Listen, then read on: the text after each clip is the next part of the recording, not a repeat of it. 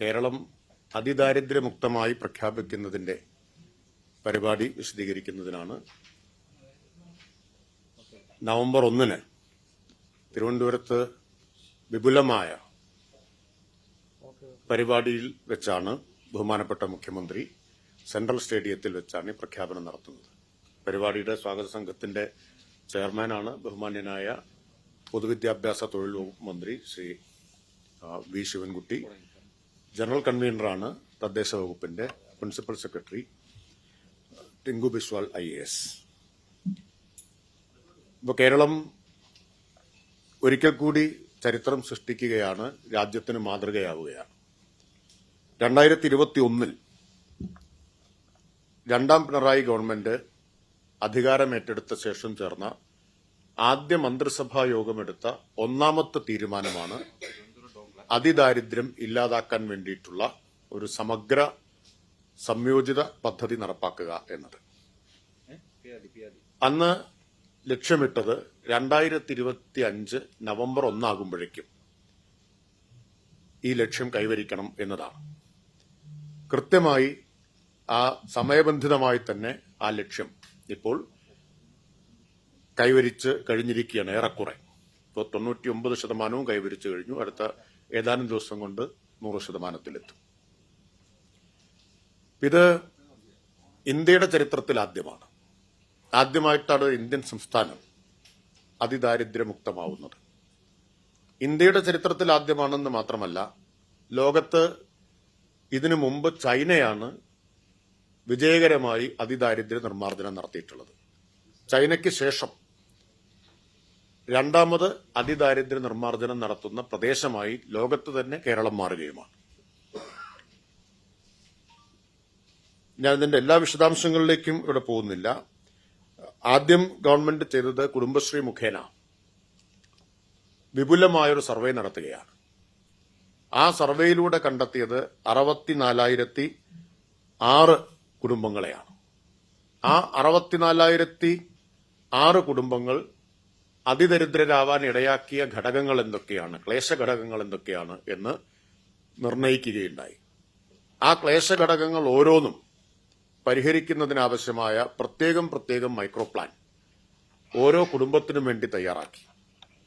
ആ micro plan തദ്ദേശ സ്ഥാപനങ്ങളുടെ നേതൃത്വത്തിൽ എല്ലാ വകുപ്പുകളും ഏകോപിച്ച് കഴിഞ്ഞ 4 വർഷമായിട്ട് നടപ്പാക്കിയിട്ടാണ് ഈ നേട്ടത്തിൽ എത്തിച്ചേർന്നിട്ടുള്ളത്. അതിൽ ഒരു നോഡൽ വകുപ്പായി പ്രവർത്തിച്ചത് തദ്ദേശ വകുപ്പാണ്. പ്രാദേശിക തലത്തിൽ ഇതിന്റെ ഇംപ്ലിമെന്റേഷന്റെ നേതൃത്വം തദ്ദേശ സ്ഥാപനങ്ങൾക്കായിരുന്നു. എന്നാൽ സർക്കാരാകെ എല്ലാ സർക്കാർ വകുപ്പുകളും ഇതിൽ ഉത്തരവാദിത്വങ്ങൾ അവരവർ നിർവഹിക്കേണ്ട ഉത്തരവാദിത്വങ്ങൾ നിറവേറ്റിയിട്ടുണ്ട്. ഇപ്പോൾ പൊതുവിദ്യാഭ്യാസ വകുപ്പ് വിദ്യാഭ്യാസം സംബന്ധിച്ച എല്ലാ കാര്യങ്ങളും പൊതുവിദ്യാഭ്യാസ വകുപ്പ് ആവശ്യമായ തീരുമാനങ്ങൾ, പ്രത്യേകമായ ഉത്തരവുകൾ ഇതിലൂടെ നടപ്പാക്കി. മറ്റൊരു പ്രധാന പ്രശ്നമായിരുന്നു ആരോഗ്യം. ഇപ്പോൾ അതിദരിദ്രരാവാൻ പലരും ഇടയാക്കിയത് മാരകമായ രോഗങ്ങളും മറ്റുമൊക്കെയാണ്. അപ്പൊ അത് ആരോഗ്യവകുപ്പ് പ്രത്യേകമായി തന്നെ ഈ അതിദരിദ്ര പട്ടികയിലുള്ളവരുടെ കാര്യത്തിൽ ആവശ്യമായ പദ്ധതികൾ നടപ്പാക്കി. ഉപജീവനം, വരുമാനം, ഇത് ഒരു പ്രധാന ഘടകമായിരുന്നു. ഏതാണ്ട് 4,000-ലധികം പേർക്ക് ഉപജീവനം ഉറപ്പാക്കാൻ കുടുംബശ്രീയാണ് ചുമതലപ്പെടുത്തിയത്. കുടുംബശ്രീ നടപ്പാക്കി ഉജ്ജീവനം എന്ന പദ്ധതിയിലൂടെ അവർക്ക് ഉപജീവന പദ്ധതികൾ നമുക്ക് ഉറപ്പാക്കാൻ കഴിഞ്ഞു. ഗതാഗത വകുപ്പ് ഈ അതിദരിദ്ര കുടുംബങ്ങളിലെ കുട്ടികൾക്ക് യാത്ര സൗജന്യമാക്കുകയുണ്ടായി. റവന്യൂ വകുപ്പ് ഭൂമി കണ്ടെത്തുന്നതിന്, വീടില്ലാത്തവർക്കും വീട് വയ്ക്കാൻ ഭൂമിയില്ലാത്തവർക്കും ഭൂമി കണ്ടെത്തുന്നതിന് റവന്യൂ വകുപ്പ് മുൻകൈയെടുത്ത് പ്രവർത്തിക്കുകയുണ്ടായി. ധനകാര്യ വകുപ്പ് ഇതിനുവേണ്ടി പ്രത്യേകമായിട്ടുള്ള തുക വകയിരുത്തിയിട്ടുണ്ടായിരുന്നു അതിദാരിദ്ര്യ നിർമ്മാർജ്ജന പദ്ധതിക്കായി. ഇങ്ങനെ റേഷൻ കാർഡ് വളരെ പ്രധാനപ്പെട്ട കാര്യമാണ്. അതിദരിദ്ര പട്ടികയിൽ ഉൾപ്പെട്ട റേഷൻ കാർഡ്, BPL കാർഡ് ഇല്ലാത്ത എല്ലാവർക്കും ഒറ്റ ഉത്തരവിലൂടെ സിവിൽ സപ്ലൈസ് വകുപ്പ് റേഷൻ കാർഡ് ലഭ്യമാക്കുകയുണ്ടായി. ഇങ്ങനെ ഒരു സർക്കാർ അങ്ങേയറ്റത്തെ ഏകോപനത്തോടുകൂടി പ്രവർത്തിച്ചതിന്റെ നേട്ടമാണ്. ഇതിന് മുഴുവൻ മാർഗദർശനം നൽകിയത് ബഹുമാനപ്പെട്ട മുഖ്യമന്ത്രിയാണ്. അദ്ദേഹമാണ് ഇങ്ങനൊരു ആശയം മുന്നോട്ട് വെച്ചത്.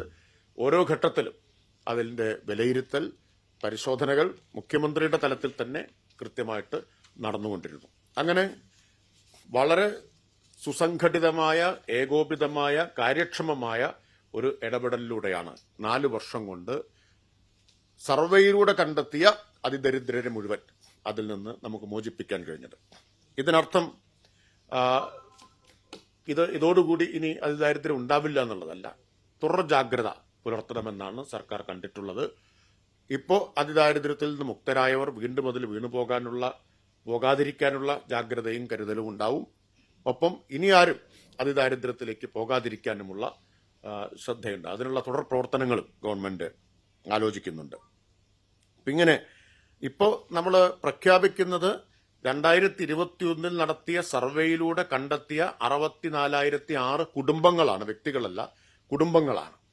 ആ കുടുംബങ്ങളെ അതിൽ നിന്ന് മോചിപ്പിച്ച ഇതിന്റെ പ്രഖ്യാപനമാണ് ഇപ്പോൾ നടത്തുന്നത്. ഇതിൽ ഏറ്റവും പ്രധാനപ്പെട്ട ഒരു വെല്ലുവിളി സർക്കാർ നേരിട്ടത് വീടില്ലാത്തതും സ്ഥലമില്ലാത്തതുമായിരുന്നു. വീടില്ലാത്ത മുഴുവൻ ആളുകളെയും ഒറ്റ ഉത്തരവിലൂടെ ലൈഫ് ലിസ്റ്റിൽ കൊണ്ടുവന്നു. ലൈഫ് ലിസ്റ്റിൽ ഉൾപ്പെട്ടിട്ടില്ലാത്ത അതിദരിദ്രരുണ്ടായിരുന്നു.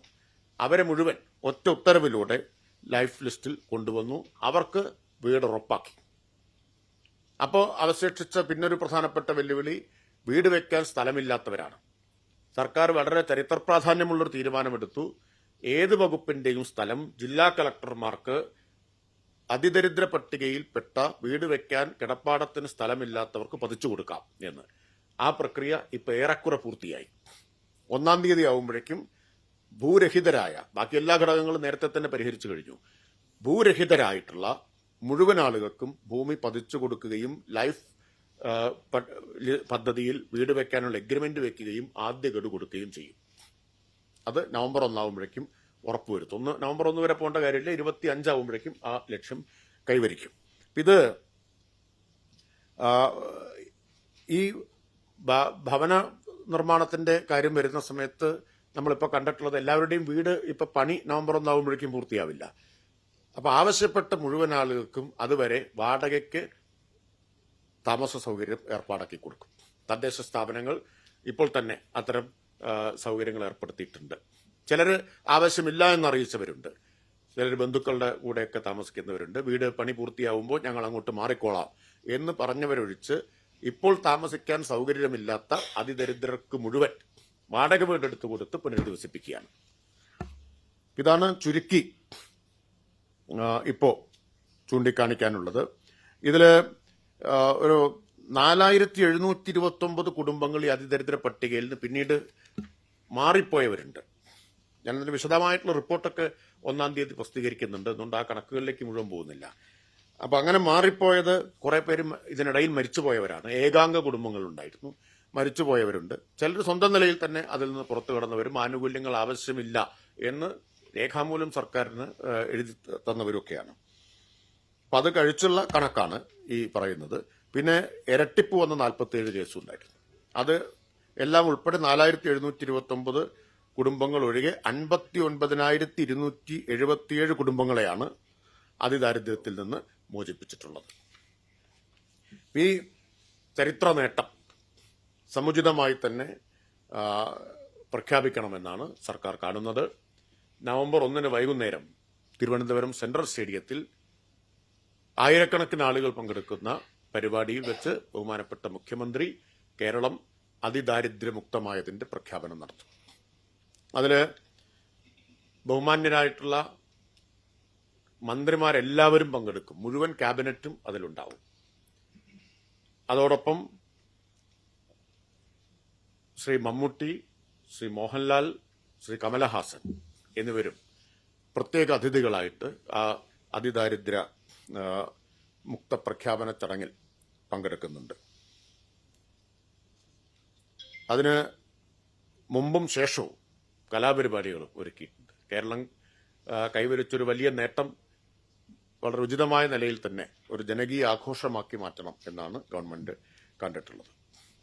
ഇപ്പോൾ ഈ പരിപാടി വിജയിപ്പിക്കാൻ ബഹുമാന്യനായ പൊതുവിദ്യാഭ്യാസ മന്ത്രി, ചെയർമാനും പ്രിൻസിപ്പൽ സെക്രട്ടറി കൺവീനറുമായിട്ടുള്ള ജനറൽ കൺവീനറുമായിട്ടുള്ള സ്വാഗത സംഘം വിജയകരമായിട്ടുള്ള അതിന്റെ പ്രവർത്തനങ്ങൾ നടത്തിക്കൊണ്ടിരിക്കുകയാണ്.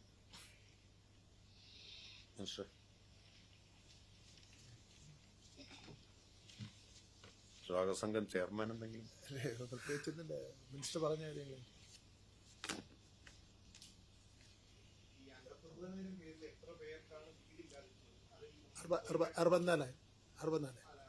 അതിൽ 4700 ചില്ലാനും പേര് പിന്നീട് ഒഴിവായല്ലോ, മരിച്ചവരും മറ്റുമൊക്കെ. എല്ലാ കണക്കും വിശദമായിട്ടുണ്ട്. ഞാനിപ്പോൾ നമ്മളിത് ആദ്യത്തെ പത്രസമ്മേളനമായതുകൊണ്ട് എല്ലാ കണക്കും ഇവിടെ പറഞ്ഞില്ല എന്നേ ഉള്ളൂ. ഒരു പ്രോഗ്രസ് റിപ്പോർട്ട് 1-ാം തീയതി റിലീസ് ചെയ്യുന്നുണ്ട്, മലയാളത്തിലും ഇംഗ്ലീഷിലുമായിട്ട് റിലീസ് ചെയ്യുന്നുണ്ട്. നേരത്തെ 2023 ഒരു പ്രോഗ്രസ് റിപ്പോർട്ട് പ്രസിദ്ധീകരിച്ചിരുന്നത് ഓർക്കുന്നു ഞാൻ വിചാരിക്കുന്നു. ഒരു വർഷം പിന്നിട്ടപ്പോൾ ഉള്ള പുരോഗതി 47%, 47.89%.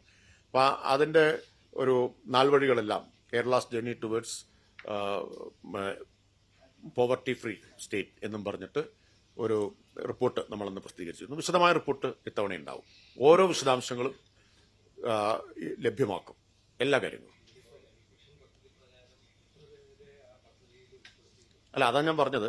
ഇപ്പം എൻ്റെ കൈവശം ആ കണക്കെടുത്തിട്ടില്ല എന്ന് മാത്രമേ ഉള്ളൂ. ലൈഫ് മിഷൻ പ്രകാരം വീട് കൊടുത്തതിന്റെ കണക്ക് ഇപ്പൊ കൈവശം ഉണ്ടെങ്കിൽ ഇപ്പൊ പറയാം, ഇപ്പൊ തന്നെ പറയാം. ഒരു മിനിറ്റ്. നമ്മളിത് ആദ്യത്തെ ഇത് പ്രധാനമായും പരിപാടി വിശദീകരിക്കാനുള്ള പത്രസമ്മേളനം ആയതുകൊണ്ടാണ് അതെടുക്കാതെ. ഒരു കാര്യം കൂടി പറയാനുള്ളത്, ഇത്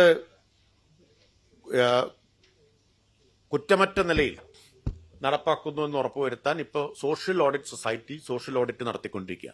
ഗുണഭോക്താക്കൾക്കിടയിൽ സോഷ്യൽ ഓഡിറ്റ് നമ്മൾ നടത്തിക്കൊണ്ടിരിക്കുന്നുണ്ട്.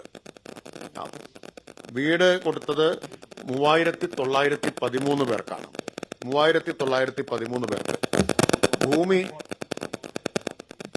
ഭൂമി കൊടുത്തത് 1338 പേർക്ക്. വീട് റിപ്പയറിന് 2 ലക്ഷം വീതം അനുവദിച്ചത് 5651 പേർക്ക്. അടിസ്ഥാന രേഖകൾ, ഒരു രേഖയും ഇല്ലാതിരുന്ന 21263 കുടുംബങ്ങൾക്ക് രേഖകൾ ലഭ്യമാക്കി.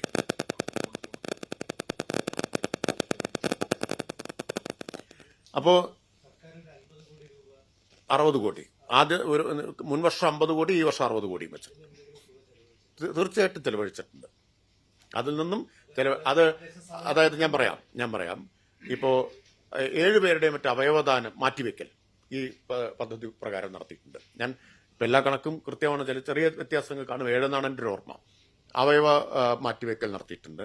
ഇപ്പൊ വീടും സ്ഥലവും ഇല്ലാത്തവർക്ക് ഒരുമിച്ച് ഇത് വാങ്ങാൻ 6 ലക്ഷം രൂപ വരെ അനുവദിക്കാൻ തീരുമാനമെടുത്തിട്ടുണ്ട്. ഇങ്ങനെ ഗ്യാപ് ഫണ്ട്, ഇപ്പൊ ചില തദ്ദേശ സ്ഥാപനങ്ങൾക്ക് തനത് ഫണ്ടിന്റെ കുറവൊക്കെ ഉള്ളവർക്ക് ഗ്യാപ് ഫണ്ടിംഗ് എന്ന നിലയിൽ ഈ ഫണ്ട് സർക്കാർ അനുവദിച്ച തുക വിനിയോഗിച്ചിട്ടുണ്ട്.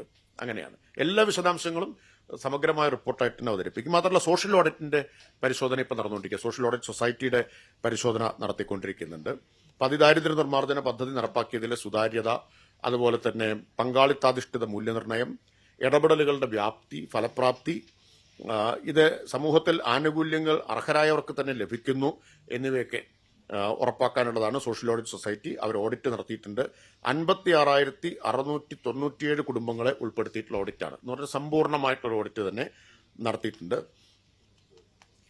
ഇതിൽ റിസോഴ്സ് പേഴ്സൺമാർ, പരിശീലനം നേടിയ പ്രാദേശിക സോഷ്യൽ ഓഡിറ്റ് റിസോഴ്സ് പേഴ്സൺമാർ അടങ്ങിയിട്ടുള്ള ഫീൽഡ് പരിശോധനാ ടീമുകൾ ഓരോ പ്രാദേശിക സ്വയംഭരണ സ്ഥാപനങ്ങളിലും സോഷ്യൽ ഓഡിറ്റ് നടത്തി. പ്രത്യേക സോഷ്യൽ ഓഡിറ്റ് ചോദ്യാവലി അടിസ്ഥാനപ്പെടുത്തി ആൻഡ്രോയിഡ് അധിഷ്ഠിത മൊബൈൽ ആപ്ലിക്കേഷൻ ഉപയോഗിച്ചാണ് ഓഡിറ്റ് പൂർത്തിയാക്കിയത്. ഫീൽഡ് തലത്തിൽ കൈവരിച്ച യഥാർത്ഥ ഭൗതിക നേട്ടങ്ങളെയും കണ്ടെത്തിയ കുറവുകളെയും പരിഗണിച്ച് ഓരോ ഗുണഭോക്താവിനെയും ജിയോ ടാഗ് ചെയ്ത് ഡേറ്റ ശേഖരിച്ചിട്ടുണ്ട്. പിന്നെ ഇതിന്റെ പ്രഖ്യാപനത്തിന് മുന്നോടിയായി ചെക്കും സൂപ്പർ ചെക്കും ഇപ്പോൾ നടന്നുകൊണ്ടിരിക്കുകയാണ്. പദ്ധതിയുടെ പൂർത്തീകരണത്തിന് മുന്നോടിയായി ഫീൽഡ് തലത്തിൽ നടന്ന പ്രവർത്തനങ്ങളുടെ കൃത്യത ഉറപ്പാക്കാൻ ഗ്രാമപഞ്ചായത്ത്, മുനിസിപ്പൽ കോർപ്പറേഷൻ തലങ്ങളിൽ തദ്ദേശ സ്വയംഭരണ വകുപ്പിലെ ഉദ്യോഗസ്ഥരുടെ നേതൃത്വത്തിലാണ് ചെക്ക്, സൂപ്പർ ചെക്ക് എന്നിവ പൂർത്തിയാക്കുന്നത്. ഗ്രാമപഞ്ചായത്ത് തലത്തിൽ അതിദരിദ്രരായ എല്ലാ കുടുംബങ്ങളുടെയും പരിശോധന ബ്ലോക്ക് ലെവൽ മോണിറ്ററിംഗ് കമ്മിറ്റികൾ നടപ്പാക്കി. 100% എന്ന് പറഞ്ഞാൽ ഒരു ഗ്രാമപഞ്ചായത്തിൽ ശരാശരി 6-7 ഒക്കെ വരുന്നുള്ളൂ. അത് പരിശോധന നടത്തുക എളുപ്പമാണ്. ഒരു ബ്ലോക്ക് പഞ്ചായത്തിലെ മോണിറ്ററിംഗ് കമ്മിറ്റിയെ മറ്റൊരു ബ്ലോക്ക് പഞ്ചായത്തിന്റെ പരിധിയിലാണ് പരിശോധനയ്ക്ക് അയച്ചിട്ടുള്ളത്. അതാത് സ്ഥലത്തല്ല. ഈ ബ്ലോക്കിൽ ഉള്ളവർ മറ്റൊരു ബ്ലോക്കിൽ പോയിട്ടാണ് പരിശോധന നടത്തുന്നത്. ഇത് കൃത്യത ഉറപ്പുവരുത്താൻ വേണ്ടിയിട്ടാണ്. അതുപോലെ ഒരു മുനിസിപ്പാലിറ്റിയിലെ മോണിറ്ററിംഗ് കമ്മിറ്റി വേറൊരു മുനിസിപ്പാലിറ്റിയിലാണ് പരിശോധനയ്ക്ക് പോയിട്ടുള്ളത്. അതാത് മുനിസിപ്പാലിറ്റിയിലെ മോണിറ്ററിംഗ് കമ്മിറ്റി അല്ല പരിശോധിച്ചിട്ടുള്ളത്. കോർപ്പറേഷനുകളിൽ ആകെ അതിദരിദ്രരുടെ 20%യാണ് പരിശോധനയ്ക്ക് ഈ ചെക്കും സൂപ്പർ ചെക്കിന്റെ ഭാഗമായിട്ട് വിധേയരാക്കിയിട്ടുള്ളത്. ഇതിന് പ്രാഥമിക പരിശോധനയ്ക്ക് പിന്നാലെ പഞ്ചായത്ത്, മുനിസിപ്പൽ തലങ്ങളിൽ പരിശോധിച്ച വീടുകളുടെ 10% ഉൾപ്പെടുത്തി ജില്ലാ ജോയിന്റ് ഡയറക്ടർമാർ രൂപീകരിച്ച ടീമുകൾ സൂപ്പർ ചെക്ക് പുനഃപരിശോധന നടത്തിയിട്ടുണ്ട്. ഇപ്പൊ സംസ്ഥാന തലത്തിൽ ആകെ ഗുണഭോക്താക്കളുടെ 1% ഉൾപ്പെടുത്തി പ്രിൻസിപ്പൽ ഡയറക്ടർ, സംസ്ഥാന വകുപ്പിന്റെ പ്രിൻസിപ്പൽ ഡയറക്ടറുടെ നേതൃത്വത്തിലുള്ള സൂപ്പർ ചെക്കും നടത്തിയിട്ടുണ്ട്. ഇങ്ങനെ 5393 കുടുംബങ്ങളുടെ ജില്ലാതല സൂപ്പർ ചെക്കും 567 കുടുംബങ്ങളുടെ സംസ്ഥാനതല സൂപ്പർ ചെക്കും ഇപ്പൊ പൂർത്തിയാക്കി കഴിഞ്ഞു. ഇതെല്ലാം ആൻഡ്രോയിഡ് അധിഷ്ഠിത മൊബൈൽ ആപ്ലിക്കേഷൻ ഉപയോഗിച്ചാണ് പരിശോധനകൾ പൂർത്തിയാക്കിയിട്ടുള്ളത്.